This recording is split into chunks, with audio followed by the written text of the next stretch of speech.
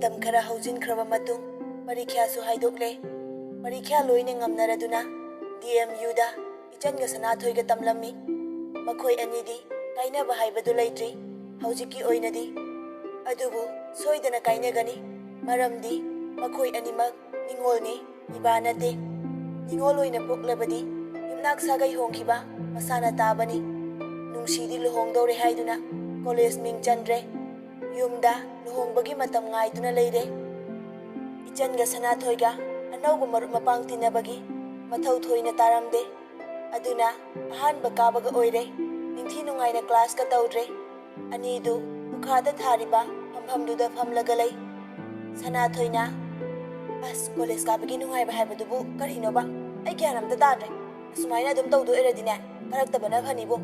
Matam sumanghanba asuk chawkhalaganda mahairogi matam manghanbiba.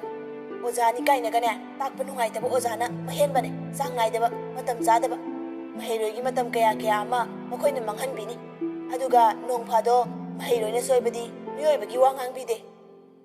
Ichanna nungsana sabane karino nangna pangangangliduba.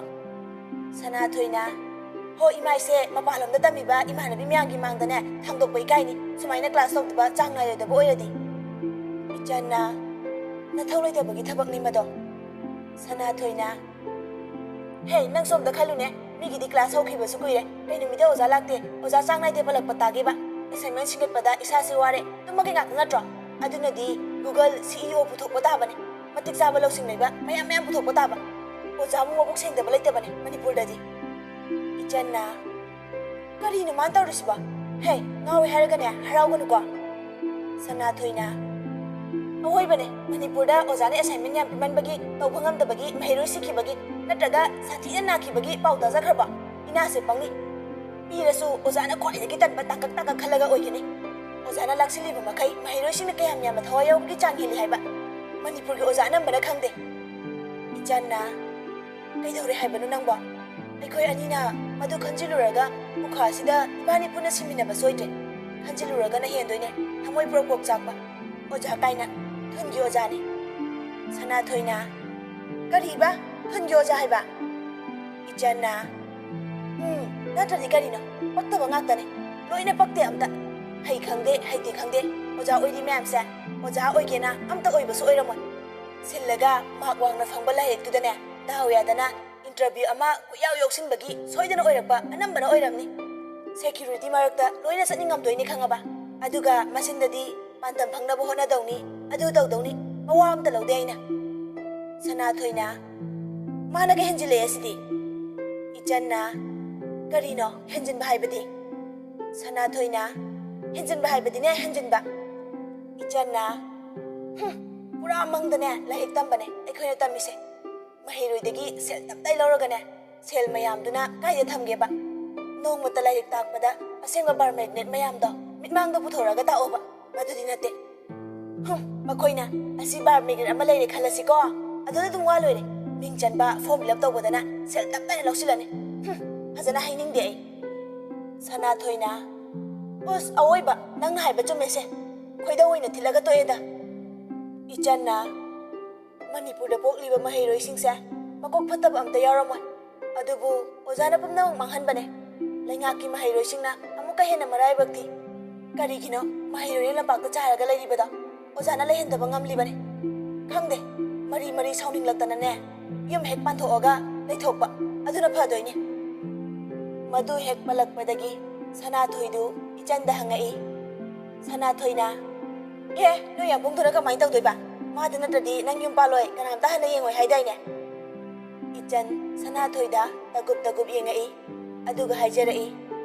Ichanna Sanathoi haisu haibani yambungi thamoise kanmaliko mahakna asumna aigi ifamdagi asukkuina na thaigani haibadi ai khaludabane. Sanathoi na kaino adaina ka wakhal ga hanthanuda nungsiba haibada masine khangjilo arepa amta leitabane hojiki matamdadi mana apamba aningba ngaka tawnaba ngaktane mahakna nangbu thamoisina nungsiramagabu asukkuibase mawa pokta handana leiba oithokloi khangaba. Ichan masadu umdete thare kuisu kuimale nongdaire bana mahaku mirai ribasi haina ꯏꯆꯟꯁꯨ ꯍꯜꯂꯛꯄ ꯌꯥꯎꯔꯕꯅꯤ ꯑꯗꯨꯕꯨ ꯃꯍꯥꯛꯀꯤ ꯄꯨꯛꯅꯤꯡ ꯋꯥꯈꯜ ꯑꯣꯟꯒꯦ ꯍꯥꯏꯕꯗꯤ ꯈꯟꯕ ꯇꯧꯗꯦ ꯁꯅꯥꯊꯣꯏꯁꯨ ꯆꯞ ꯃꯥꯟꯅꯩ ꯏꯆꯟꯒꯤ ꯃꯥꯏꯊꯣꯡꯗ ꯇꯥꯔꯤꯕ ꯑꯋꯥꯕꯗꯨ ꯉꯥꯏꯍꯥꯛꯇ ꯑꯣꯏꯔꯁꯨ ꯀꯣꯛꯅꯕ ꯉꯥꯡꯂꯤꯕꯅꯤ ꯃꯈꯣꯏꯅ ꯐꯅ ꯍꯥꯏꯔꯕꯁꯨ ꯏꯟꯁꯤꯜꯂꯕꯁꯨ ꯏꯆꯟꯅ ꯅꯨꯡꯗꯥꯏꯔꯦꯝꯕ ꯀꯩꯗꯧꯉꯩꯗ ꯊꯥꯗꯣꯛꯀꯗꯕ ꯂꯩꯇꯦ ꯑꯗꯨ ꯄꯪꯆꯣꯡꯗ ꯆꯣꯡꯖꯕ ꯂꯥꯡꯖꯕꯒꯤ ꯋꯥꯅꯤ ꯏꯆꯟꯅ ꯁꯅꯥꯊꯣꯏ ꯑꯩ ꯌꯥꯝꯕꯨꯡꯁꯦ ꯀꯥꯎꯊꯣꯛꯄ ꯁꯨꯡꯉꯝ ꯉꯝꯃꯔꯣꯏ ꯃꯍꯥꯛꯅ ꯑꯩꯕꯨ ꯅꯨꯡꯁꯤꯕꯤꯕ ꯅꯨꯡꯁꯤꯕꯤꯗꯕ ꯑꯩ ꯃꯗꯨꯗ ꯀꯔꯤꯁꯨ ꯅꯨꯡꯉꯥꯏꯇꯕ ꯂꯩꯔꯣꯏ ꯑꯗꯨꯕꯨ ꯑꯩꯗꯤ ꯌꯥꯝꯕꯨꯡꯒꯤꯗꯃꯛ ꯑꯩꯒꯤ ꯄꯨꯟꯁꯤꯁꯦ ꯂꯣꯏꯈ꯭ꯔꯁꯅꯨ ꯁꯅꯥꯊꯣꯏꯅ ꯅꯪ ꯃꯗꯨꯗꯤ ꯍꯥꯏꯒꯅꯨ ꯅꯨꯡꯁꯤꯅꯕ ꯈꯨꯗꯤꯡ ꯊꯨꯡꯅꯒꯅꯤ ꯂꯩꯇꯕꯅꯦ ꯑꯁꯦꯡꯕ ꯅꯨꯡꯁꯤꯕꯗꯤ ꯊꯨꯡꯅꯗꯕꯅꯦ ꯔꯣꯃꯤꯌꯣ ꯖꯨꯂꯤꯌꯠꯀꯤ ꯅꯨꯡꯁꯤ ꯋꯥꯔꯤ ꯃꯥꯂꯦꯝꯗ ꯈꯪꯗꯕ ꯀꯅꯥꯕꯨ ꯂꯩꯔꯝꯒꯅꯤ ꯑꯗꯨꯕꯨ ꯃꯈꯣꯏ ꯑꯅꯤ ꯊꯨꯡꯅꯈꯤꯗꯦ ꯖꯦꯛꯀ ꯔꯣꯁꯀꯁꯨ ꯊꯨꯡꯅꯈꯤꯗ꯭ꯔꯤꯗꯨꯅꯤ ꯏꯆꯟꯅ ꯊꯨꯡꯅꯈꯤꯗ꯭ꯔꯕꯁꯨ ꯃꯈꯣꯏꯒꯤ ꯅꯨꯡꯁꯤꯕꯗꯤ ꯀꯅꯥꯒꯨꯝꯕ ꯑꯃꯠꯇꯅ ꯃꯍꯨꯠ ꯁꯤꯟꯈꯤꯗꯦ ꯑꯩꯅ ꯅꯤꯡꯂꯤꯕꯁꯦ ꯄꯥꯡꯊꯣꯛꯄ ꯉꯝꯗ꯭ꯔꯕꯗꯤ ꯑꯩꯒꯤ ꯄꯨꯟꯁꯤ ꯈꯣꯡꯆꯠꯇ ꯃꯤꯠꯂꯨꯗꯒꯤ ꯄꯤꯔꯥꯡ ꯀꯪꯗꯕ ꯑꯣꯏꯁꯅꯨ ꯁꯅꯥꯊꯣꯏꯅ ꯅꯊꯟꯇ ꯑꯗꯨꯃꯥꯏꯅ ꯀꯅꯥꯅ ꯍꯥꯏꯅꯒꯦ ꯃꯤꯑꯣꯏꯕꯗꯤ ꯃꯁꯥꯅ ꯃꯁꯥꯒꯤ ꯅꯨꯡꯉꯥꯏꯖꯒꯦ ꯍꯥꯏꯗꯨꯅ ꯂꯥꯏ ꯅꯤꯡꯅꯔꯤꯕꯅꯤ ꯑꯗꯨꯒ ꯅꯪꯅ ꯅꯁꯥꯒꯤ ꯋꯥꯅꯕ ꯃꯗꯨ ꯀꯅꯥꯅ ꯇꯧꯕ ꯍꯧꯅꯒꯦ ꯏꯆꯟꯅ ꯈꯪꯗꯦꯗ ꯁꯅꯥꯊꯣꯏ ꯑꯩꯁꯦ ꯉꯥꯎꯔꯝꯒꯗꯕ ꯃꯥꯜꯂꯦ ꯅꯈꯣꯏꯅ ꯈꯪꯗꯕꯒꯤ ꯑꯗꯨꯛ ꯂꯣꯏꯅꯔꯤꯕ ꯍꯥꯏꯕꯗꯨꯅꯦ ꯅꯠꯇ꯭ꯔꯥ ꯁꯅꯥꯊꯣꯏꯅ ꯀꯩꯅꯣ ꯅꯪ ꯉꯥꯡꯉꯤꯗꯨꯕꯣ 이잖아. 사나토이나 ꯅꯪꯒꯤ ꯋꯥꯈꯜꯗꯣ ꯍꯣꯡꯅꯕ ꯍꯣꯠꯅꯕꯅ ꯑꯩꯒꯤ ꯏꯊꯧ 이짠 사나토이ꯗ ꯄꯩꯅ ꯌꯦꯡꯉꯤ ꯑꯗꯨꯒ 이짠나 ꯀꯔꯤ ꯑꯩꯒꯤ ꯊꯃꯣꯏꯒꯤ ꯑꯄꯥꯝꯕ ꯅꯪꯅ ꯊꯨꯒꯥꯏꯔꯒ ꯅꯪꯅ ꯍꯔꯥꯎꯗꯣꯏꯁꯤꯅ ꯀꯩꯒꯤ 사나토이나 ꯅꯪꯅ ꯅꯪꯕꯨ ꯅꯨꯡꯁꯤꯕꯤꯗꯕ ꯈꯟꯕꯤꯗꯕ ꯅꯨꯄꯥ ꯑꯃꯒꯤꯗꯃꯛ ꯆꯍꯤ ꯑꯗꯨꯛ ꯅꯧꯅ ꯄꯠꯂꯒ ꯄꯨꯝꯂꯒ ꯂꯩꯕ ꯌꯥꯕ꯭ꯔꯣꯕ 이짠나 ꯑꯩꯗꯤ ꯀꯩꯒꯤ ꯄꯠꯇꯣꯏꯕ 사나토이나 ꯄꯠꯄ ꯍꯥꯏꯕꯨ ꯅꯪ ꯀꯌꯥꯝ ꯍꯣꯡꯉꯦ ꯑꯁꯨꯝꯅ ꯑꯣꯏꯔꯝꯕ ꯃꯤꯔꯅ 이짠나 ꯑꯩꯕꯨ ꯀꯌꯥꯝ ꯍꯣꯡꯉꯗꯅ 사나토이나 ꯑꯩꯕꯨ ꯀꯌꯥꯝ ꯍꯣꯡꯉꯗꯅ ꯀꯥꯏꯅ ꯅꯁꯥꯅ ꯈꯪꯖꯗ꯭ꯔꯣ 이짠나 ꯇꯥꯅꯤꯡꯗꯦꯀꯣ ꯀꯥꯟꯅꯗꯦ ꯌꯨꯝꯗ ꯍꯜꯂꯁꯦ ꯐꯃꯨꯡꯗ ꯇꯨꯝꯃꯗꯤ ꯐꯅ ꯀꯨꯏꯅ ꯇꯨꯝꯃꯅꯤ 사나토이나 ꯇꯣ ꯑꯗꯨꯗꯩ ꯍꯧꯔꯕꯅꯤ ꯍꯣꯡꯕ 이짠나 ꯀꯃꯥꯏꯅ 사나토이나 ꯊꯥꯏꯅꯗꯤ ꯃꯇꯝ ꯈꯤꯇꯪ ꯐꯪꯕꯗ ꯀꯣꯏꯕ ꯂꯥꯡꯕ ꯑꯗꯨ ꯆꯠꯁꯤ ꯑꯗꯥ ꯇꯧꯁꯤ ꯉꯥꯛꯇꯅꯦ ꯑꯗꯨꯒ ꯍꯧꯖꯤꯛꯇꯤ ꯌꯨꯝꯗ ꯍꯜꯂꯁꯤ ꯇꯨꯝꯃꯨꯔꯁꯤ ꯇꯨꯝꯕ ꯑꯇꯩ ꯀꯩꯝꯇ ꯆꯪꯗꯦ 이짠나 ꯑꯩꯈꯣꯏꯅꯤ ꯈꯛꯇ ꯀꯃꯥꯏꯅ ꯀꯣꯏꯕ ꯆꯠꯇꯣꯏꯕ 사나토이나 ꯆꯠꯂꯗꯤ ꯆꯠꯇꯣꯏꯅꯤ ꯀꯩꯅꯣ ꯏꯕꯥꯅꯤ ꯈꯛꯇ ꯆꯠꯇꯅꯗ ꯂꯥꯛꯄ ꯅꯠꯇ꯭ꯔꯣ 이짠나 ꯍꯣꯏ ꯅꯪꯅ ꯆꯠꯅꯤꯡꯕ ꯃꯐꯝꯗꯣ ꯑꯗꯨꯗ ꯆꯠꯂꯁꯦ ꯀꯗꯥꯏꯗ ꯆꯠꯁꯤ ꯍꯥꯏꯕꯅꯣ ꯍꯥꯏꯔꯛꯑꯣ 사나토이나 ꯈꯨꯔꯥꯏꯗ 이짠나 ꯑꯁ ꯑꯩ ꯈꯨꯔꯥꯏꯗ ꯆꯠꯄꯁꯦ 사나토이나 ꯍꯣꯏ ꯅꯪꯅ ꯐꯅ ꯇꯜꯂꯁꯨꯅꯦ ꯈꯨꯔꯥꯏꯁꯦ ꯊꯥꯅꯕ ꯌꯥꯔꯔꯣꯏꯗꯕ ꯃꯐꯝ ꯑꯃ ꯑꯣꯏꯔꯕꯅꯦ ꯇꯟꯗꯅꯕ ꯁꯤꯟꯖꯧ ꯃꯔꯝꯗꯤ ꯑꯩꯁꯨ ꯈꯨꯔꯥꯏꯗ ꯑꯣꯡꯉꯅꯤ ꯑꯗꯨꯒ ꯅꯨꯡꯁꯤꯠꯁꯨ ꯈꯨꯔꯥꯏꯗꯅꯤ ꯑꯣꯡꯉꯤꯗꯣ ꯅꯪ ꯑꯩꯈꯣꯏ ꯑꯅꯤꯒꯤ ꯅꯥꯛꯇ ꯂꯥꯛꯇꯕ ꯉꯝꯒꯗ꯭ꯔꯣ 이짠나 ꯀꯌꯥꯗ ꯍꯩꯅ ꯑꯩꯁꯦ ꯃꯥꯅ ꯑꯣꯟꯊꯣꯛꯅꯕ ꯍꯣꯠꯅꯔꯤꯕ 사나토이나 ꯉꯥꯏꯈꯣꯅꯦ ꯅꯪꯅ ꯈꯨꯔꯥꯏ ꯌꯥꯗ꯭ꯔꯤꯗꯨꯕꯨ ꯅꯠꯇꯦ ꯈꯨꯔꯥꯏ ꯃꯆꯥꯅ ꯅꯪꯗ ꯀꯣꯏꯒꯦ ꯍꯥꯏꯔꯒ ꯂꯧꯅꯤ ꯀꯥꯏꯅ ꯀꯤꯍꯜꯂꯛꯄ ꯂꯩꯕ꯭ꯔꯕ 이짠나 ꯆꯠꯊꯣꯛꯀꯣ ꯌꯥꯅꯤꯡꯗꯦ ꯅꯪ 사나토이나 ꯃꯦ 이짠나 준 사나토이나 너희 나와도 람 크리스나도 이짠나 너희 나와 호모도 사나토이나 ቄ레 이짠나 ቄ레 그이노 레호로 사나토이나 아두 역시라디 낭 시민아니까 이짠나 레호로 그이노 라한바 레이테 사오바 레이테나 닝엄다미 잉나 잉나가 사나토이나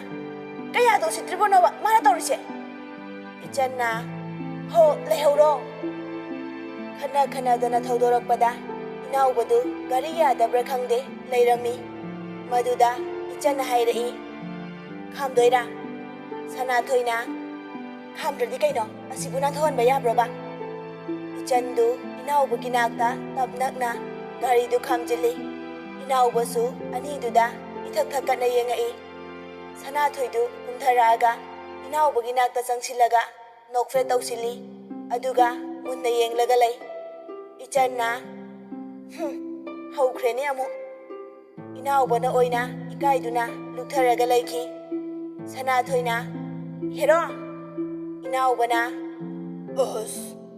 Sanathoina askaina inaubana amuk khamae chatkhrasu yabado Sanathoina nang kana ngai hodoiba atopa nupi koiraba nangba ichanna maduga tawradi nang phare adum ngasi khudakta Sanathoina hairisi tabra nang aikhoi igunda dum khangangbani da natrane inaubana kari nupino noibo mi khwaidongna lemudana adudi nate sum aingonda tana dana kihalle kaino khangde phabaga yaro inaubagi mawongduda ichanga Sanathoiga nokpada loire inaubadi nokte suktoaga adum aniduna noidu tari yengbadi Sanathoidani mana yenglibadu ichanna inauba nupa khara thoo natradi nang yaroi nangi mi changchanbigi ai nupa thokna nupa mana wai amani ta nganguibo nakhutta Sanathoi se bithoke aina pini haidina piradawne inaubana nang masu nang na makokni khange nang yam sathiba nupine amadudi kai chatkre ichanna noina tai madura inaubana hoi ichanna mayumda inaubana wai heksange ichanna nang nungsi sukiba Sanathoi sukiba hayeng yumduda nangbu odbinai biyadawi masing yamani aduna Sanathoi se mida pitokhrage yaraba inaubana kaida yadoiba adude Sanathoina yani kaino isana yana atopa amada thoksatkhra loire inaubana hoi kanna kaurakpani Sanathoi khangi ichandi nungningnura male machin khumjilaga noi inaubana nangse aigi thoine ichanna kariba Sanathoina machin macha sina nangse aigi thoine kaina haijari inaubana farasu fatrabasu aise nangi nupa oidoiba nangse aina lawdoine ichan kupak amuktang kanna khuraga pena hairi ichanna tas adumaina ngangudana nupa male Sanathoina nang amasu ichanna ayamasu kaidoraba Sanathoina yong tawre ichanna karigi yong yong haidi kai Sanathoina noi inaubana fatkhamai inaubana chindhiragano Sanathoi inaubada sauningna yengai mityengduda inauba tasillaga lepi Sanathoina mawong mandana yam ngamine nupa nang maswa ichanna nupa nang ngamdana nang ngamba yabrane Sanathoina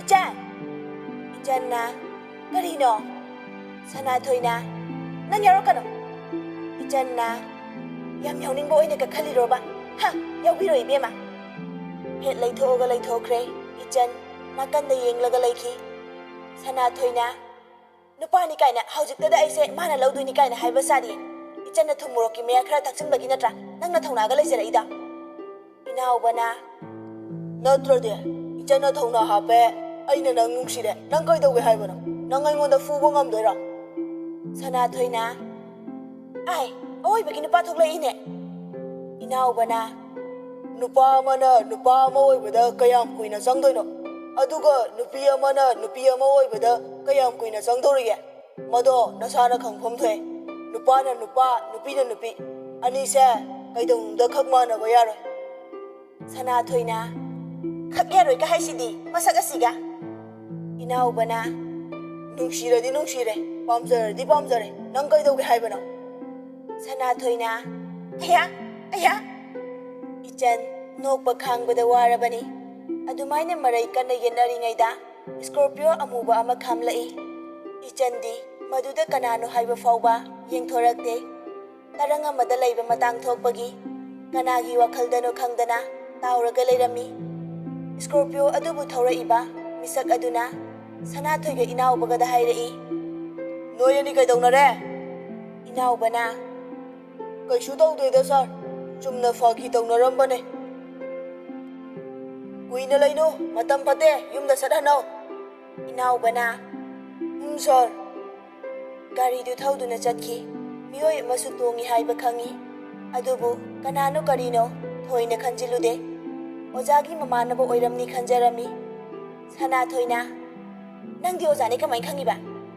Inaubana, imanabagi mayamba sine, handak anauba changbane. Sana thoina, yengbada masa adum naline, makhanglo. Inaubana, kariba, makhanglo ba. Sana thoina, Inaubana, kaigino adu hangida. Sana thoina, ho leigi tawba. Inaubana, namaido. Sana thoina, adu mathaba khotpada wanglakana. Ayuna sarokani. Aina tapthabibasidane, managa jawsilaine. Ichansu haujiktada tarangda leirambadu wakhal tarai. Aniduda yengai, aduga hairai.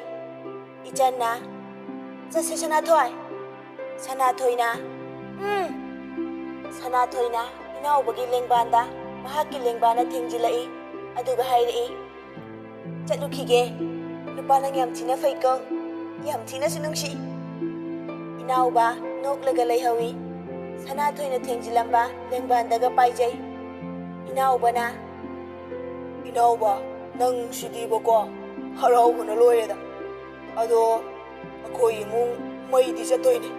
Mau animag, may tawa ngagtani. Adubu kaidawege, mina laksaba yadanaba.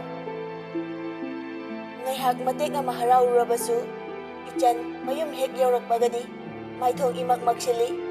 College hek chatlagana, yum dahlase haiba. Aduga, yum da hek lairagana, college chaningba.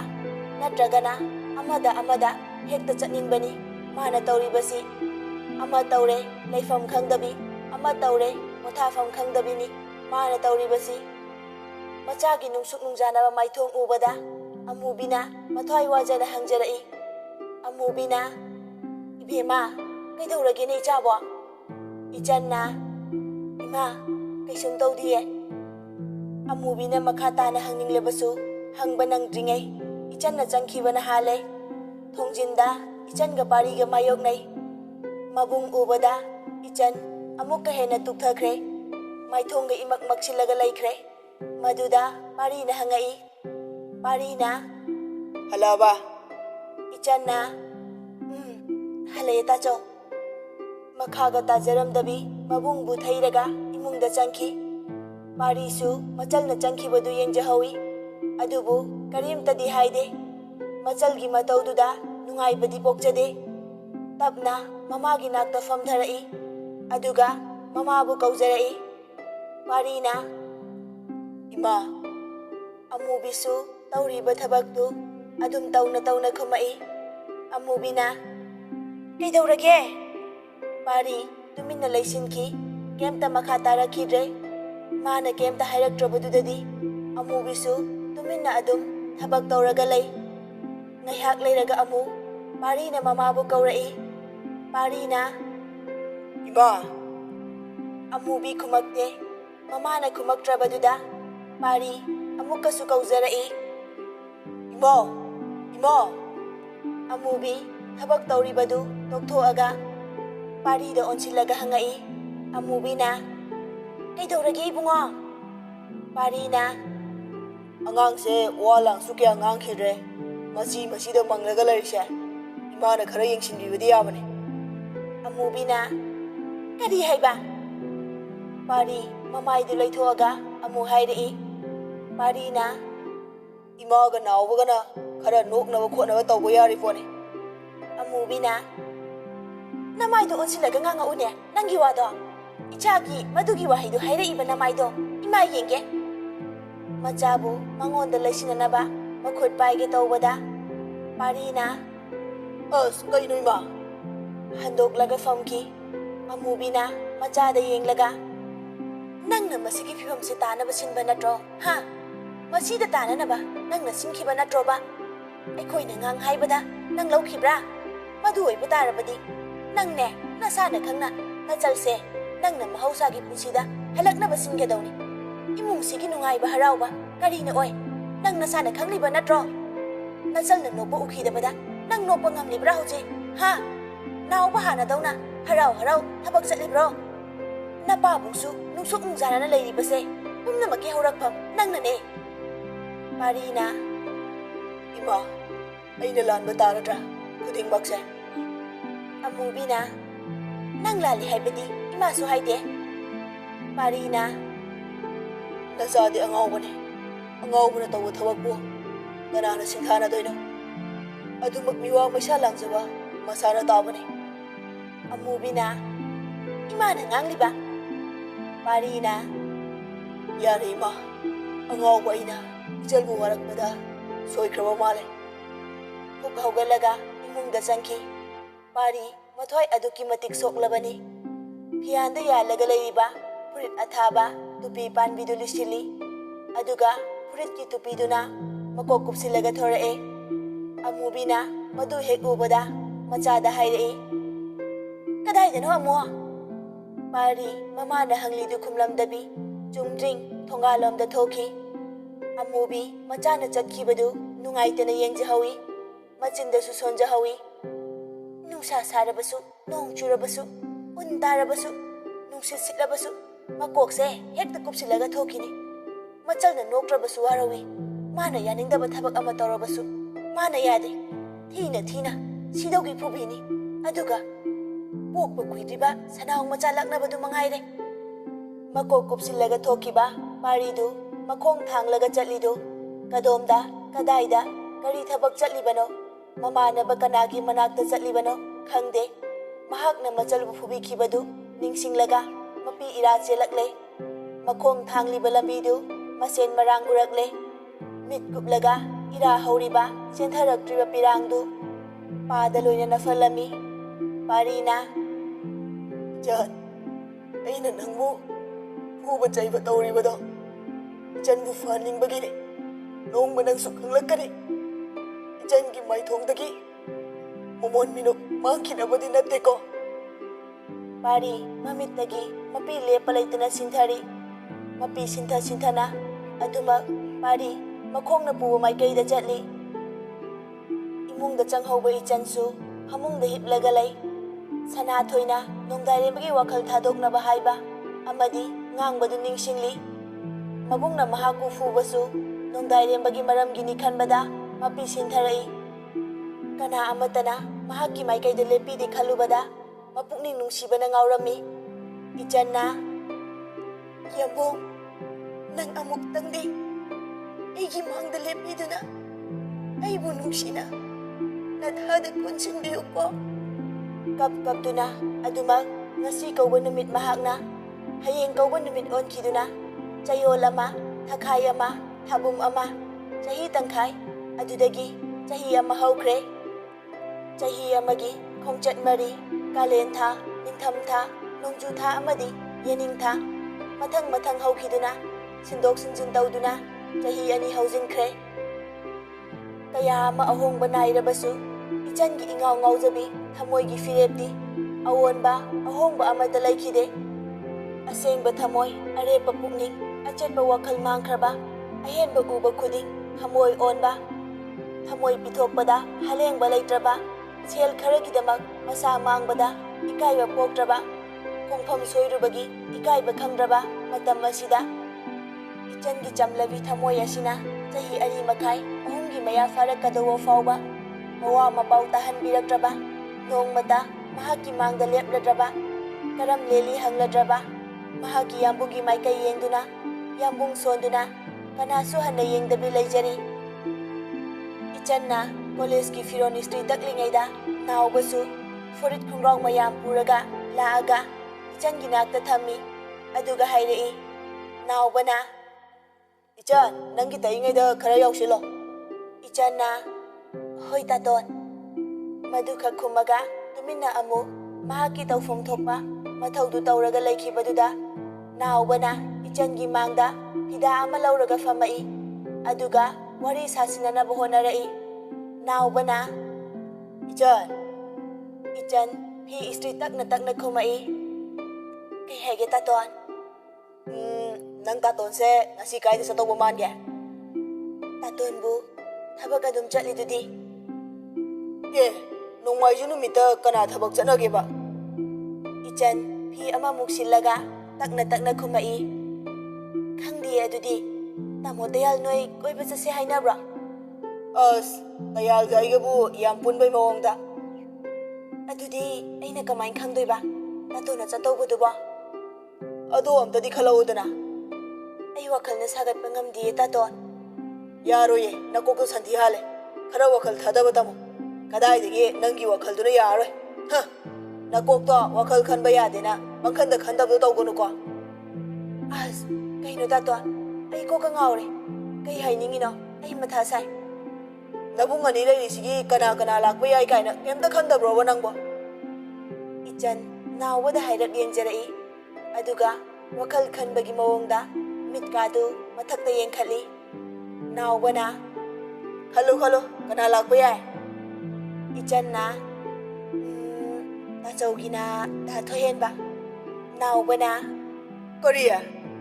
ꯏꯆꯟꯅ ꯇꯥꯇꯣꯟꯒꯤꯅ ꯗꯥ ꯃꯩꯔꯥꯕ꯫ ꯅꯥꯎꯕꯅ ꯆꯠꯂꯣꯗ ꯑꯗ꯫ Application ꯀꯣꯏꯁꯟꯒ ꯑꯝꯇ ꯈꯨꯝꯕ ꯉꯝꯗꯧꯕ ꯑꯉꯥꯡ ꯅꯠꯇꯦ ꯅꯪ꯫ ꯋꯥꯈꯜꯅ ꯁꯥꯒꯠꯂꯒ ꯈꯨꯝꯕ ꯀꯥꯏꯗꯣ ꯍꯩꯔꯣꯏꯕ꯫ ꯏꯆꯟꯅ ꯍꯩꯇꯦ ꯈꯪꯂꯩꯔꯁꯤꯗ ꯑꯗꯨꯝ ꯍꯥꯏꯁꯦ, ꯇꯟꯗ꯭ꯔꯥ ꯈꯪꯗꯦ꯫ ꯅꯥꯎꯕꯅ ꯀꯣꯛ ꯃꯆꯥ, ꯅꯪ ꯍꯌꯦꯡꯋꯥꯏ ꯌꯨꯝꯁꯤꯗ ꯑꯗꯨꯝ ꯂꯩꯕ ꯌꯥꯗꯣꯏꯔꯥ? ꯏꯆꯟꯅ ꯅꯥꯎꯕꯅ ꯍꯧꯖꯤꯛ ꯏꯃꯥꯒ ꯄꯥꯕꯨꯡꯒꯅ ꯇꯥꯆꯧꯗ ꯀꯅꯥ ꯄꯨꯁꯤꯜꯂꯛꯑꯣ ꯍꯥꯏ? ꯏꯆꯟ ꯋꯥꯈꯜ ꯈꯔ ꯂꯥꯛꯄꯗꯧꯅ ꯇꯧꯔꯛꯏ꯫ ꯃꯕꯨꯡꯅ ꯍꯧꯖꯤꯛ ꯌꯨꯝꯗ ꯑꯗꯨꯝ ꯂꯩꯕ ꯌꯥꯗꯣꯏꯔꯥ ꯍꯪꯈꯤꯕꯗꯨ ꯅꯣꯛꯅꯤꯡꯕ ꯄꯣꯛꯂꯗꯨꯅ ꯂꯣꯟꯅ ꯅꯣꯛꯆꯩ꯫ ꯅꯥꯎꯕꯁꯨ ꯅꯣꯛꯂꯒ ꯑꯗꯨꯝ ꯍꯥꯏꯔꯛꯏ, ꯈꯪꯕ ꯍꯧꯔꯛꯑꯕ ꯑꯉꯥꯡ? ꯏꯆꯟꯅ ꯃꯉꯛ ꯅꯣꯝꯃꯒ ꯈꯨꯝꯃꯛꯏ꯫ ꯅꯥꯎꯕꯅ ꯑꯗꯨꯗꯤ ꯑꯩꯁꯦ ꯀꯥꯏꯗ ꯆꯠꯇꯧꯕ ꯃꯥꯟꯒꯦꯕ? ꯏꯆꯟꯅ ꯏꯅꯝꯃꯒꯤ ꯃꯅꯥꯛꯇ꯫ ꯅꯥꯎꯕꯅ ꯑꯗꯨ ꯍꯥꯏꯌꯨꯗꯅ꯫ ꯅꯣꯏꯅ ꯅꯝꯕꯗꯣ ꯃꯁꯛꯀꯥꯗꯤ ꯈꯨꯊꯤ ꯑꯃ, ꯁꯥꯊꯤꯅ ꯊꯤ꯫ ꯏꯆꯟ ꯉꯛꯄꯣꯏ ꯀꯩꯕꯣꯏ ꯃꯕꯨꯡꯗ ꯌꯦꯡꯂꯒ ꯂꯩ꯫ ꯃꯗꯨꯗ ꯃꯕꯨꯡꯁꯨ ꯍꯪꯉꯛꯏ꯫ ꯅꯥꯎꯕꯅ ꯀꯩꯗꯧꯔꯒꯦ? ꯏꯆꯟꯅ ꯃꯁꯛ ꯁꯥꯊꯤꯅ ꯊꯤ ꯍꯥꯏꯔꯣ? ꯅꯥꯎꯕꯅ ꯊꯤꯌꯦ꯫ ꯏꯆꯟꯅ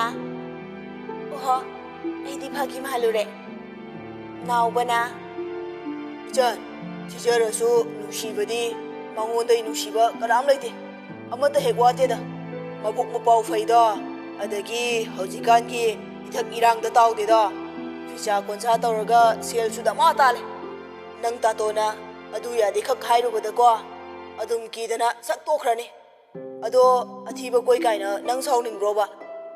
ꯏꯆꯟꯅ ꯀꯩꯒꯤꯅꯣ ꯍꯥꯏꯁꯦ? ꯅꯥꯎꯕꯅ ꯍꯥꯏꯗꯤ ꯂꯩꯗꯅ, ꯐꯤꯂꯝꯗꯒ ꯃꯁꯛ ꯊꯤꯕ ꯃꯅꯝ ꯑꯃ ꯂꯥꯛꯄꯗ ꯃꯆꯟꯅꯨꯄꯤꯅ ꯁꯥꯎꯕ ꯑꯗꯨꯝ ꯌꯥꯎꯅꯩꯗꯅ꯫ ꯏꯆꯟꯅ ꯑꯩꯅ ꯌꯥꯝ ꯐꯖꯕꯩ ꯃꯑꯣꯡꯗ, ꯌꯥꯔꯦ ꯇꯥꯇꯣꯟ꯫ ꯅꯥꯎꯕꯅ ꯑꯩꯒꯤ ꯏꯆꯜꯗꯤ ꯐꯖꯩꯅ꯫ ꯏꯆꯟꯅ ꯇꯥꯇꯣꯟꯅ ꯍꯥꯏꯗ꯭ꯔꯁꯨꯅꯦ ꯑꯩ ꯃꯤꯡꯁꯦꯜ ꯌꯦꯡꯖꯩ꯫ ꯐꯖꯩ ꯍꯥꯏꯒꯦꯗꯤ ꯁꯅꯥꯊꯣꯏꯒ ꯆꯟꯊꯣꯏꯒꯗ ꯍꯥꯏꯌꯣ꯫ ꯅꯥꯎꯕ ꯅꯣꯛꯆꯩ꯫ ꯃꯆꯜꯅ ꯑꯁꯨꯝꯅ ꯅꯣꯛꯃꯤ ꯇꯧꯔꯒ ꯋꯥꯒ ꯉꯥꯡꯈꯤꯗꯕ ꯀꯨꯏꯔꯕꯅꯤ꯫ ꯅꯥꯎꯕꯅ ꯑꯩꯒꯤ ꯏꯆꯜꯗꯒꯤ ꯍꯦꯟꯅ ꯐꯖꯕ ꯀꯅꯥꯝ ꯂꯩꯇꯦ ꯍꯥꯏꯔꯛꯄ ꯃꯤꯁꯨ ꯌꯥꯎꯔꯛꯈꯤꯅꯤ꯫ ꯏꯆꯟꯅ ꯀꯩꯕꯨꯅꯣ ꯇꯥꯇꯣꯟ? ꯍꯪꯖꯔꯛꯄꯅꯤ꯫ ꯅꯥꯎꯕꯁꯨ ꯀꯩꯝꯇ ꯈꯪꯗꯕ ꯁꯥꯔꯒ꯫ ꯅꯥꯎꯕꯅ ꯋꯥꯔꯤꯕꯣꯕ, ꯅꯪ ꯇꯥꯇꯣꯟꯒꯤ ꯃꯤꯠꯇꯁꯨ ꯅꯅꯝꯃꯗꯒꯤ ꯍꯦꯟꯅ ꯐꯖꯕꯤ ꯀꯅꯥꯝꯇ ꯂꯩꯄꯣꯟꯇꯦꯗ꯫ ꯏꯆꯟꯅ ꯑꯗꯨꯕꯨꯗꯤ ꯂꯩꯇꯕꯅꯦ꯫ ꯅꯥꯎꯕꯅ ꯅꯨꯡꯁꯤꯕꯁꯨ꯫ ꯏꯆꯟꯅ ꯑꯗꯣ ꯀꯥꯏꯗꯩꯅꯣ ꯇꯥꯇꯣꯟ? ꯍꯥꯏꯗꯣꯛꯄ ꯌꯥꯗ꯭ꯔꯤ꯫ ꯋꯥ, ꯃꯃꯜꯀ ꯀꯥꯍꯜꯂꯤꯔꯕ? ꯑꯗꯨꯏ ꯅꯠꯇꯦꯗ, ꯀꯣꯟꯅ ꯈꯪꯉꯣ꯫ ꯈꯪꯖꯅꯤꯡꯗ꯭ꯔꯦ ꯑꯝꯇꯒ꯫ ꯑꯗꯨꯗꯤ ꯉꯁꯤ ꯀꯣꯏꯕꯁꯦ ꯅꯪꯁꯨ ꯌꯥꯎꯔꯣ, ꯁꯛ ꯈꯪꯅꯕ ꯑꯣꯏꯅ꯫ ꯇꯜꯂꯤ, ꯑꯩ ꯑꯉꯥꯎꯕꯤꯔꯣ, ꯌꯥꯎꯖꯅꯤꯡꯗꯦ꯫ ꯌꯥꯎꯔꯨꯁꯤꯗ ꯏꯆꯟ ꯅꯪꯕꯣ꯫ ꯉꯝꯃꯔꯣꯏ ꯑꯩ꯫ ꯉꯝꯗꯕ ꯁꯨꯡꯌꯥ ꯌꯥꯔꯣꯏ꯫ ꯇꯥꯇꯣꯟ, ꯇꯜꯂꯤꯀꯣ ꯑꯩ꯫ ꯅꯥꯎꯕꯅ ꯐꯥꯒꯤ ꯇꯧꯕꯅꯤꯗ, ꯇꯥꯇꯣꯟꯅ ꯂꯛꯅꯕꯅꯤ꯫ ꯏꯆꯟꯅ ꯑꯗꯨꯅꯦꯕ꯫ ꯅꯥꯎꯕꯅ ꯉꯝꯃꯦꯅ ꯍꯦꯛꯇ ꯄꯪꯇꯧ ꯇꯧꯕ ꯌꯥꯕ ꯅꯠꯇꯦꯗ꯫ ꯏꯆꯟꯅ ꯈꯖꯤꯛꯇꯪ ꯅꯣꯛꯆꯔꯛꯏ꯫